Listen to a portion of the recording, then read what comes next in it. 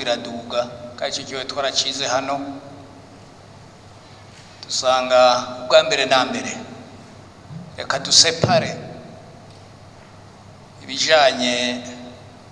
na mutuelle de la fonction publique na Kamebu tubanze tubisepare ibyo nyakwa mushikiranga twaranditse hano twatanze ama recommandation rapport twari tunkiye leta kugira ngo baza barengene izo recommandation bazikorera ko kugira ngo basepare Kamebu na mutuelle de la fonction publique cyo ni cyambere icya kabiri nuko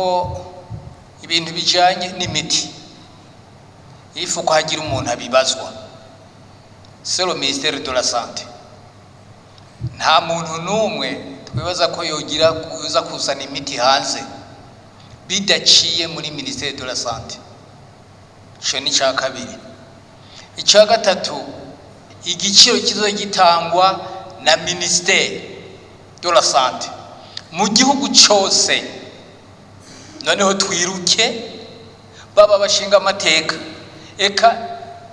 uwo muntu wese yitwa ko ari umurundi